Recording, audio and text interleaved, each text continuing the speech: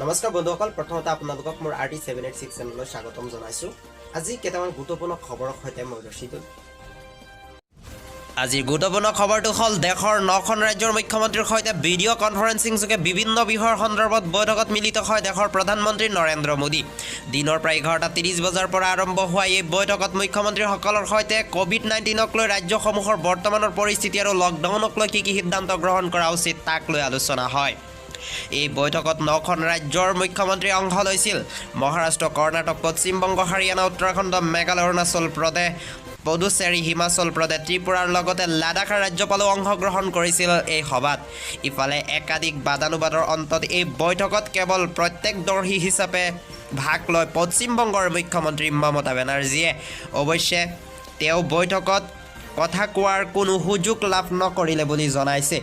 এই লৈ মুখ্যমন্ত্ৰীগৰাকী ক্ষুব্ধ হৈ পৰিছে বুলিও বাতৰিত প্ৰকাশ পাইছে। কেৰালাৰ মুখ্যমন্ত্ৰীয়ে এই বৈঠকত অংশ লোৱাৰ কথা আছিল যদিও তেওঁৰ পৰামৰ্শ লিখিত ৰূপত প্ৰধানমন্ত্ৰীক প্ৰদান কৰি বৈঠকৰ পৰা বিৰত থাকে। প্ৰধানমন্ত্ৰীৰ সৈতে বৈঠকত বহা 9 ৰাজ্যৰ মুখ্যমন্ত্ৰীৰ পৰা লকডাউনৰ সন্দৰ্ভত বিভিন্ন পৰামৰ্শৰ বিচাৰে প্ৰধানমন্ত্ৰীয়ে। লগতে লকডাউন যদিহে বৃদ্ধি কৰা হয় কেনেধৰণৰ ব্যৱস্থা তেওঁলোকৰ ৰাজ্যত গ্ৰহণ কৰাটো যুক্তিসংগত হ'ব তাক লৈ মত বিচাৰে। প্ৰত্যেকজন মুখ্যমন্ত্ৰীৰ লকডাউনৰ সন্দৰ্ভত মত প্ৰকাশ কৰে। 9জন মুখ্যমন্ত্ৰীৰ ভিতৰত 4খন ৰাজ্যৰ মুখ্যমন্ত্ৰীয়ে বিচাৰে যে লকডাউন বৃদ্ধি কৰা হওক আৰু বাকী 5জনে লকডাউন বৃদ্ধি হ'লে কিছু অসুবিধাৰ সৃষ্টি হোৱাৰ কথা বক্তব্য কৰিলে। এতিয়া আমাৰ ভাৰতৰ প্ৰধানমন্ত্ৰী নৰেন্দ্ৰ মোদীয়ে কি বক্তব্য দাঙি ধৰিছে সেইটো লৈ আমি মন কৰোঁ।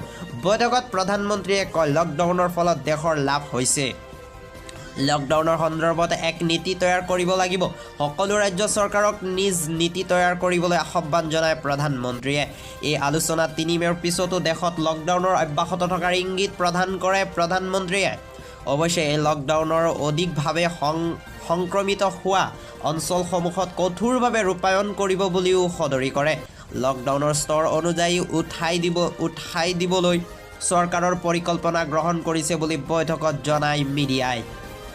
প্ৰধানমন্ত্ৰী কাৰ্যালয়ৰ সূত্ৰৰ উদ্ধৃত দি NDTVৰ এটি বাতৰিত কোৱা হৈছে যে আজিৰ বৈঠকত অন্তত সকলো ৰাজ্যৰ মুখ্যমন্ত্ৰীসকলক লকডাউন উঠাবলৈ পৰ্যায়ক্ৰমে প্ৰস্তুতি চলাবলৈ পৰামৰ্শ আগবঢ়াইছে প্ৰধানমন্ত্ৰী নৰেন্দ্ৰ মোদীয়ে।